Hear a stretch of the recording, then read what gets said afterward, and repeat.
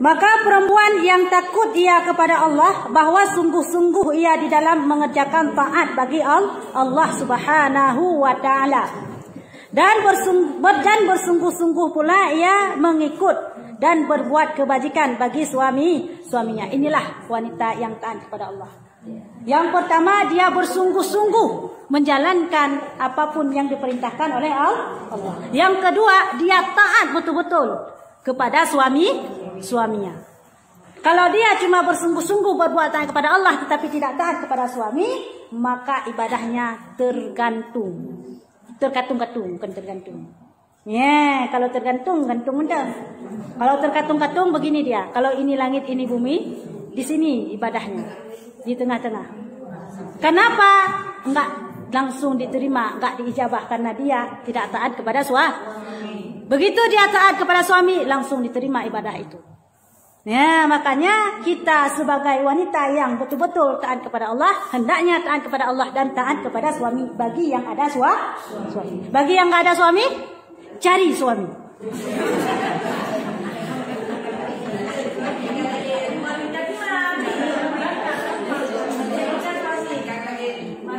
Hai sunat, kembali ke. Palodinya yang pemahaman salah. Harga diri long. Yang harga diri het sama cewek. Tapi kalau melamar, Khadijah melamar Rasulullah, apakah jatuh derajat harga diri Khadijah? Khadijah apakah harga diri yang lamar agam? Sunat.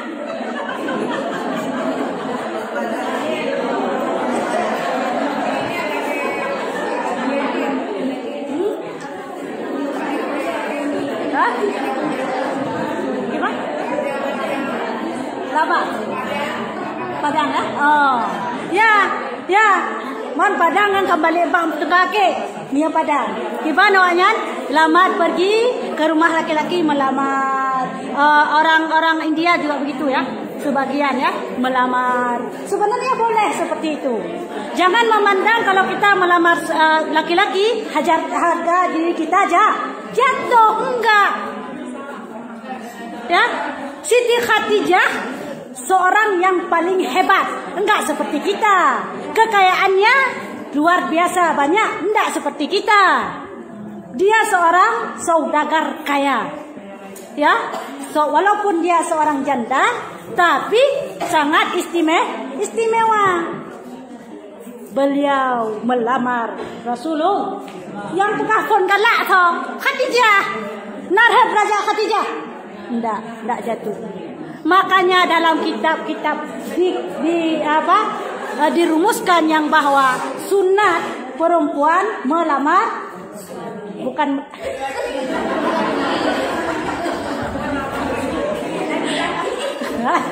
kalau melamar. Ya sunat. Mia kira-kira galak. Ya, tidak salah boh. Kalian suami-suami yang najabut tengku-tengku. Ya, be awak hihi murwa, hihi buangen ya lamar aju. Tinggal susah dah. Waktu melihat jalan suami yang ada agamanya, yang alim, ya. Jika hati kita tertarik, jangan ajak apa aja. Ajak nikah. Ya, betul lamar macam cewek gendut. Itu bukan lamar, itu dah dosa. Nah, tapi ajaklah nikah. Ya, silakan.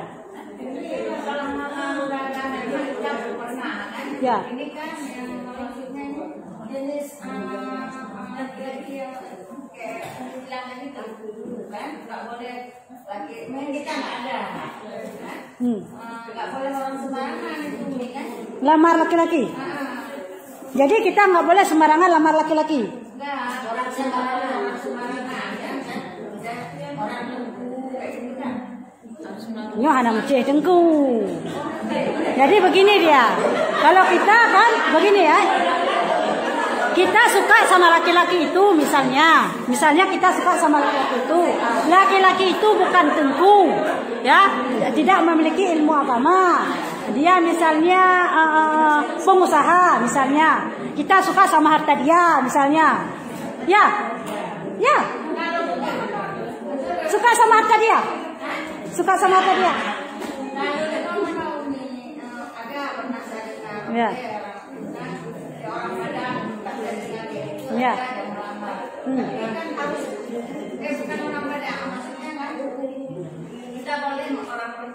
Melamar memang sunat. Tidak mesti. Tidak mesti. Tidak mesti. Karena dalam hal mencari pasangan, kita disuruh cari yang sekufur. Sekufur. Makna sekufur sama dengan kita.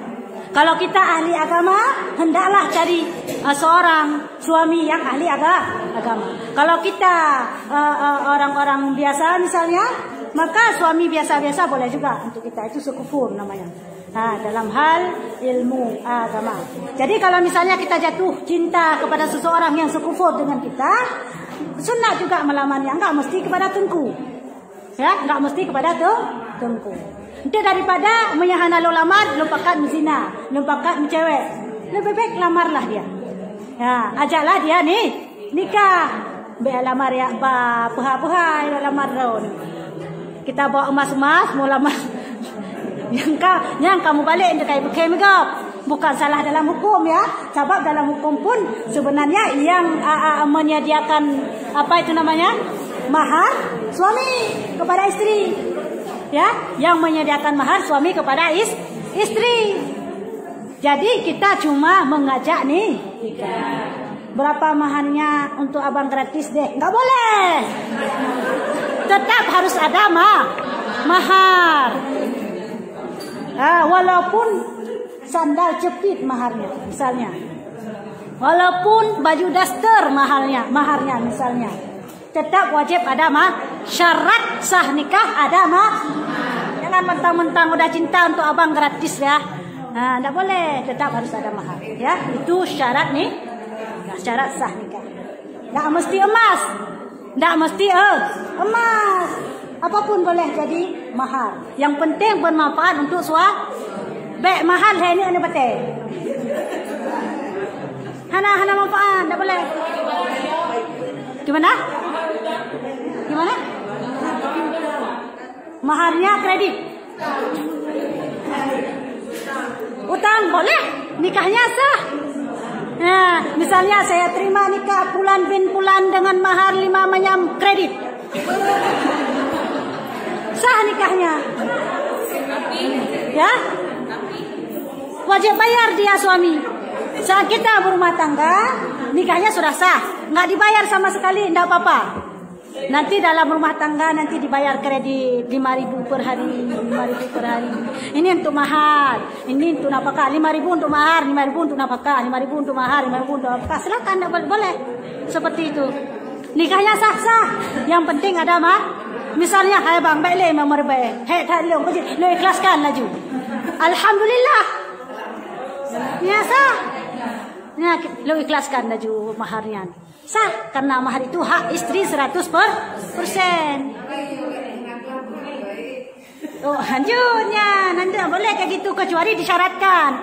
Ini boleh saya mau terima nikah langsung walaupun tidak bayar mahal. Tapi saya syaratkan saya tidak mau jima dengan dia selama maharnya tidak dibayar. Itu syarat itu. Boleh kita syaratkan seperti itu. Tapi kalau nggak kita syaratkan sebelumnya, tidak boleh kayak itu. Setelah kita akan nikah, maharnya misalnya utang. Udah? Nikahnya sah, kita wajib melayani dia sebagaimana dia biasa suami istri. Masalah dia sudah mewatak kita, dua wajib atasnya untuk memberi nafkah membayar mahar untuk kita. Sebab wajib bayar mahar dengan watak. Paham? Seorang yang sudah menikah, saya terima nikahnya si pulan bin pulan dengan mahar 5 mayam utang misalnya ya. Dia nggak tidur, dia nggak watak. Dia nggak bayar itu boleh. Karena dia tidak watak. Begitu dia watak, sudah wajib atas suami membayarnya. Ya, sudah wajib dibayarnya, tapi dibilang sama istri, nggak apa-apa dah bang. Saya ikhlaskan aja, nggak usah bayar lagi. Berarti sudah nikahnya tetap sah, ya. Nah, apa? Nah, alhamdulillah menumpuk di roda-rodanya. Ini masalahnya ini nanti disebutnya tunai. Tapi dia utang. Tapi utang, maksudnya dihukumnya tunai, tapi mungkin lagi berdua utang. Hukum nikahnya tetap sah, yang namun adalah wanita suami tersebut berdosa, ya, dia berdosa. Kenapa? Itu sama halnya dengan kita jual beli, kita bilang tunai, tapi kita nggak bayar langsung, Selama kita nggak bayar, itu kan dosa kita, karena kita sudah sebutkan tuh tunai, nikahnya tetap sah. Ya, jadi masalah status nikah begitu, nikahnya tetap sah, yang namun suami ini langsung wajib membayarnya karena disebutkan tuh tunai. Maharnya kredit. Sebelum diwata kawin cerai. Dia maharnya ini. Sebelum diwata? Berarti tidak wajib bayar. Nggak diwata. Sebab wata wajib bayar mahar. Kau mengatai lagi anda. Tapi belum roh teman-teman. Dari hah? Itu tergantung perjanjian nanti misil. Tapi kalau membayar 100% seperti di akad, tidak wajib. Karena tidak mewah. Nah, itu dia. Sebentar. Ini kan ada kawan nih yang masih lajang nanti, dia kan lagi proses hijrah, proses memperbaiki diri lah. Terus di sana ada orang yang mau lamar dia, tapi yang masih istilahnya sholatnya masih bolong-bolong. Ya. Itu gimana? Misalnya kalau dari segi kan pemilu tadi suruh cari yang Sukufur ya. Sedangkan misalnya si kawan ini lagi proses untuk lagi perbaiki diri lah. Tapi dapat calon suaminya yang sholatnya kalau kita bilang masih yang sehari cuma 2 kali sholat. Itu gimana? Ya, dalam istilah mencari pasangan yang sekufur ini bukan bermakna wajib. Kalau wajib misalnya nggak seperti itu maka dosa kita. Itu istilah wajib, ya. Tapi soyogianya, sepatutnya, sewajarnya, semestinya. Kemudian istilah sih. Nah, kita cari yang sekufur supaya aman rumah tangga. Ada seorang laki-laki yang salatnya masih bolong-bolong tapi dalam proses dia memperbaiki diri, sedangkan calon istrinya adalah memang orang sudah baik, ya, maka tidak ada salahnya mereka berumah tangga, tidak apa-apa, ya. Itu termasuk kepada sekufur juga, karena kenapa? Orang ini sudah mulai hijrah memperbaiki diri, kecuali orang ini dalam lembah kemaksiatan. Si perempuan ini memang terlalu taat, ya, sehingga dijodohkan ataupun bukan dijodohkan, dia cinta sama dia yang maksiat ini. Ini tidak sekufur. Seorang wali boleh menegahkannya, nggak boleh kamu nikah dengan dia. Dia itu ahli maksiat, kamu ahli ibadah, boleh seorang wali menegahkannya. Kenapa? Karena tidak sekufur. Nah, itu dia. Jadi kalau misalnya sudah hijrah, itu sudah mulai beribadah, sudah mulai memperbaiki diri, ini sudah sekufur. Nah, ini sudah sekufur. Asalkan jangan dia dalam lembah kemaksiatan dan si istri memang dalam ketaatan. Ini baru tidak sekufur. Nah, mana? Kalau sudah hijrah, itu sudah sekufur. Ini sewajarnya, segianya, sepatutnya seperti itu disuruh dalam Islam. Silakan. Kita ada hubungannya, ya. Jadi ada kasus seorang perempuan itu dalam nikah dengan seorang laki-laki. Jadi setelah nikah dia baru tahu bahwa suaminya itu amalannya kurang, bahkan gaji juga nggak besar gitu. Jadi setelah dia punya anak 2 pun belum berubah suaminya, tetap nggak bisa ngaji, tetap amalnya biasa gitu. Jadi pertanyaannya Umi, dia merasa nggak nyaman gitu dengan suami itu karena udah nggak nyambung gitu, karena dia maksudnya mungkin istri dia orang yang agak beramal gitu. Gimana penyelesaiannya itu? Bolehkah pasah?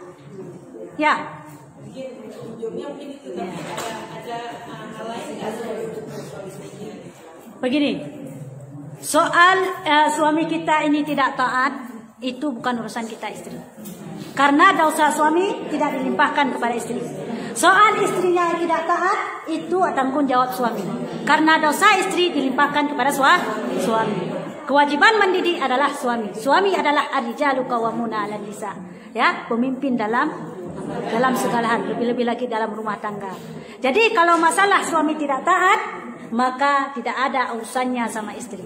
Istri tetap wajib taat kepada suami walaupun suami ahli maksiat.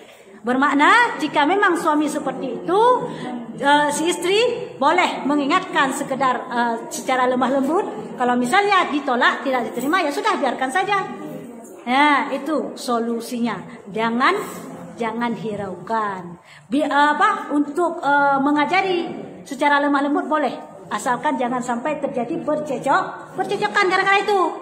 Nah, secara lemah lembut boleh, silahkan. Ajak dia dalam kebaikan. Tidak patuh dia, biarkan sudah. Kalau mau pasah boleh, tidak boleh. Ya, tidak boleh pasah. Walaupun seorang suami itu maksiat, kita istri tetap tidak boleh pasah. Wajib kita terima. Ya, nggak ada ketentuan pasah di situ. Kalau misalnya nggak cinta lagi gara-gara dia tidak taat, pasah pun nggak boleh. Ada solusinya lain nggak? Ada. Apa solusinya? Khulu, bayar suami untuk suruh ceraikan kita, boleh. Ya, ada solusi. Setiap permasalahan pasti ada solusinya. Ya, ya kita lanjut.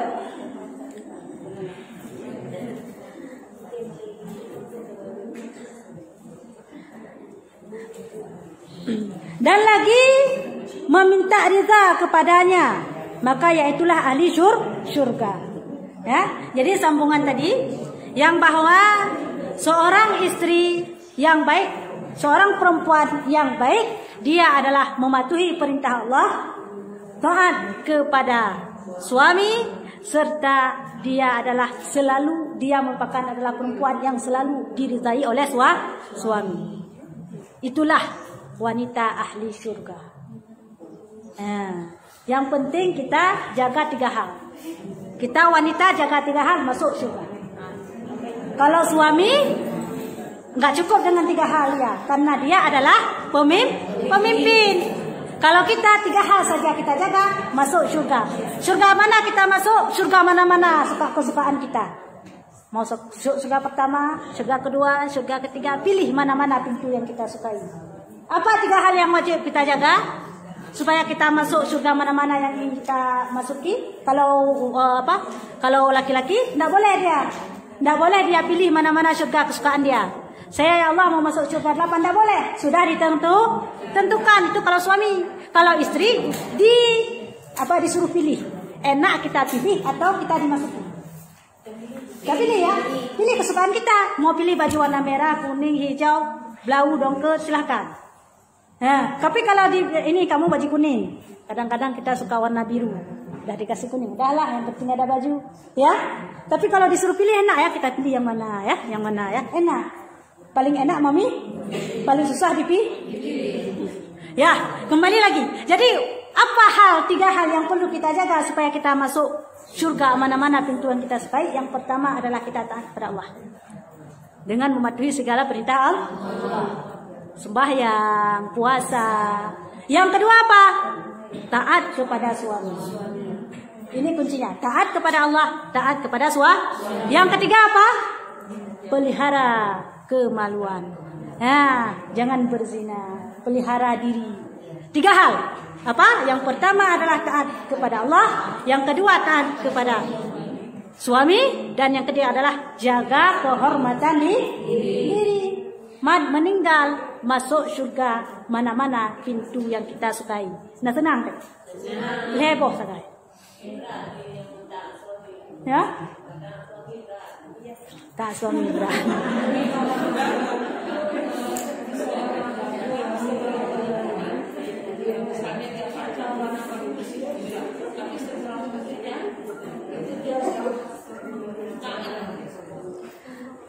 Ada seorang perempuan sebelum dia menikah dia asyik pacaran.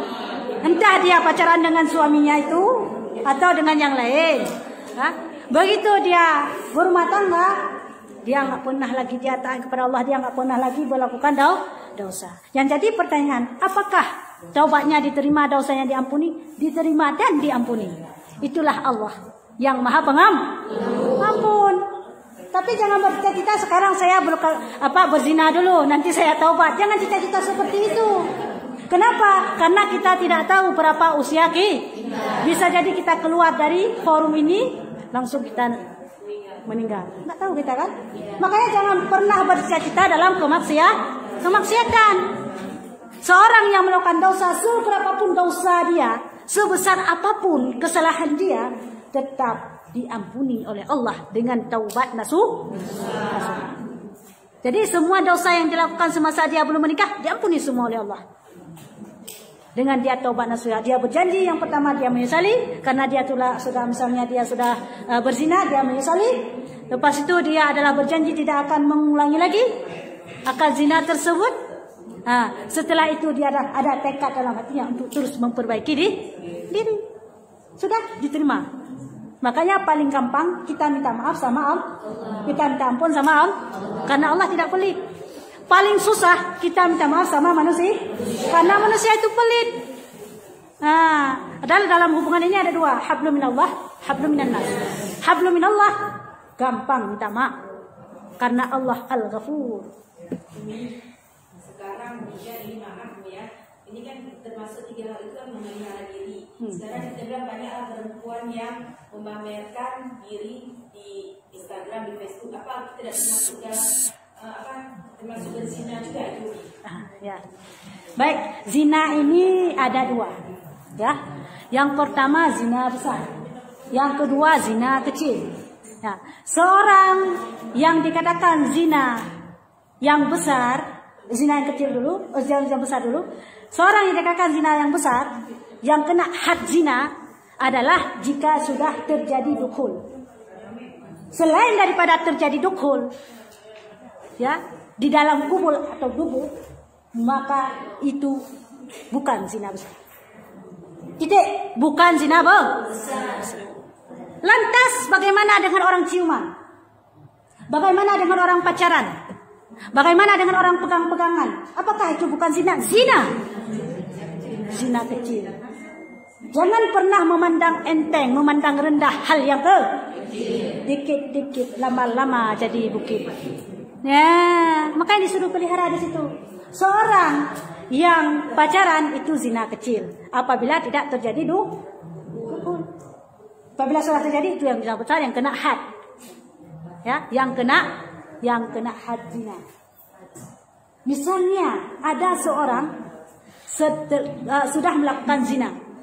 Ya, sudah melakukan zina. Dia ingin taubat tanpa dicambuk. Itu ya, karena hukum zina kan bagi yang muhsin yaitu dirajam, bagi ghairu muhsin yaitu dicambuk.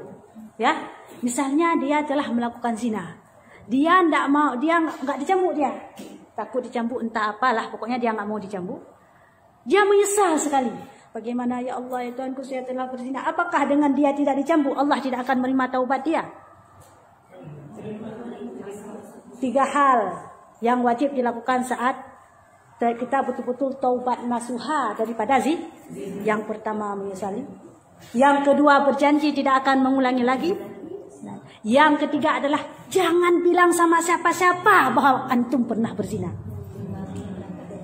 Kalau bilang, kalau kita beberkan, orang yang dengar tersebut harus mencambuknya. Qadhi harus mencambuknya. Ini syariat Islam.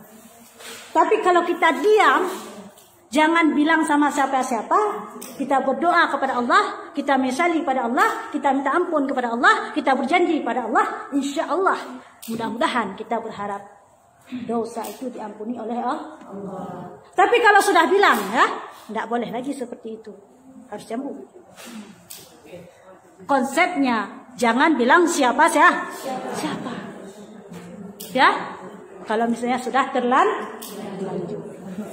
Ya. Jadi orang yang main TikTok misalnya, ya, main TikTok itu dosa juga. Dosa apa? Dosa zina. Zina apa? Zina mata. Bagi siapa? Bagi yang melihatnya, bagi yang menahannya.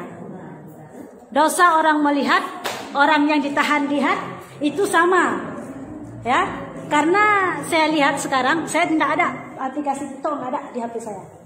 Ya, saya cuma melihat-lihat yang bahwa TikTok itu joget-joget. di depan kamera sambil menyanyi. Yang nyanyi itu bukan suara sendiri, suara orang. Ya. Dengan hal tersebut, siapapun yang melihatnya bisa jadi tertarik dengan jogetannya. Inilah yang terjadi. Inilah yang merupakan dosa. Inilah dosa mata. Jadi itu zina apa? Zina kecil. Kalau TikToknya misalnya menyampaikan yang kayak tentang Islami, Beda TikToknya gimana? Maksudnya begini, bukankah TikTok itu nyanyi-nyanyi cuma yang nggak ada manfaat? Yang nggak manfaat kan? Ada manfaat juga. Berarti begini dia, kalau TikToknya joget-joget yang tidak manfaat, berarti itu dosa. Kalau TikToknya yang bagus-bagus, yang bermanfaat, itu tidak dosa. Benar betul. Ya?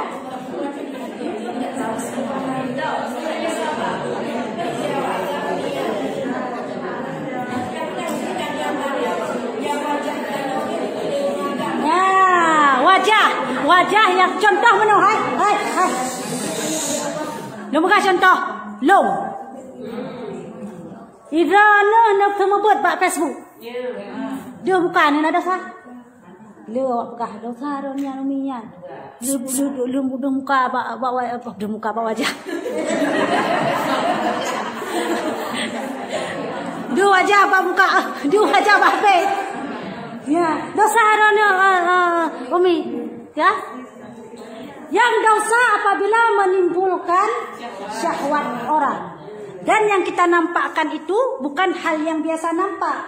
Hai muka ada rumahnya biasa nampak. Ya, biasa nampak. Nyon tetap rumah badan-badan tak goyang-goyang ke TikTok contoh sih. Yang dosa. Ya, yang dosa. Tapi melihat dua wajah mesti lagi long semua bud. Kan? Di wajah dia jaronya long semua bud. Yang dosa orang umi pengen pakai cadar yang InsyaAllah cadar itu bagus. InsyaAllah akan tak pakai. Ya, InsyaAllah akan tak pakai. Dan tak terima pun kritikan. Dan kritikan banyak. Harus pakai cadar. Apakah berdosa atas nama atunan hana menimbul syahwat gaulnya lagi yang semubut. Ya, semubut hanya menerangkan agama. Hana mutalah. Karena dalam hal melihat aurat, kembali lagi dalam kitab Iyannah, agak lembegah beronyan. Ada yang langsung kita lihat. Ada yang melalui pantulan. HP pantulan. Bukan asli barang. Ya, bukan aslang bari. Tapi pantulan. Yang dosa, misalnya saya laki-laki saya melihat ini wajah-wajah ini langsung saya lihat. Nah, ini dosa apabila saya timbul syahwat. Tapi kalau sudah pantulan, misalnya saya mengajar, tapi ini semua orang di HP misalnya. Saya laki-laki, sini orang di HP ini semua. Nah masalah karena itu pantu. Bahkan kepada dalam kitab Iyannah, ta'u rinang hana to baca racun men, hana talah. Musud leurakan. Cermen beraya hanan. Nau rinang tengah to baca pak ikut.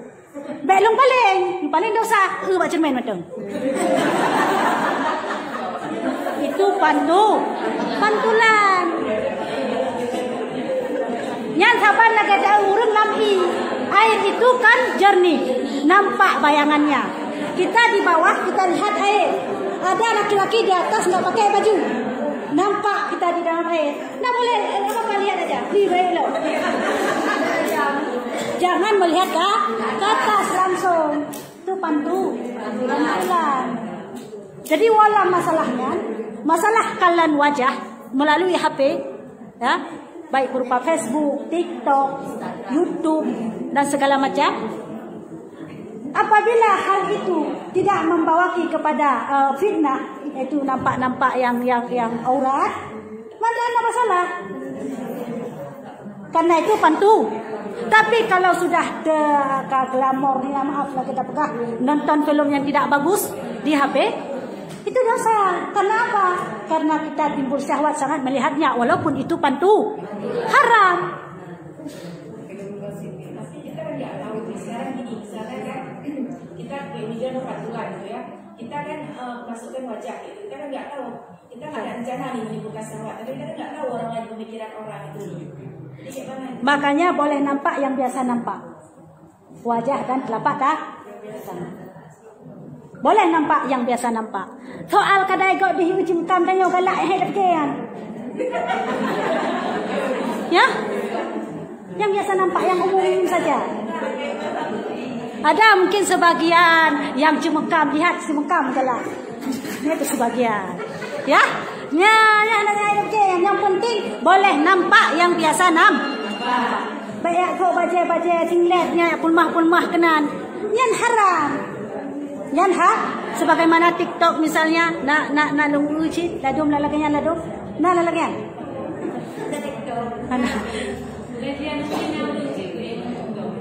TikTok oh. Ya, nama salah yan. Ada yang kan? Sebagian orang mengambil iko. Terpegah meno pemahaman ni deh iko sehingga timbullah pemahaman. Nyan manu bipala kelu. Nam salah ilong lepala lu. Biarkan sudah. Kan ada promonya. Ikun tayang meno ikun kedai yang penting innamal amalu binniyat tayang. Ipegah yang meno apa bita mafala tayang. Deh lu na pala kamu buat na pala ikun kedai orang. Wah dia teman. Ya, ampan Itulah kira-kira ya. Ada pertanyaan?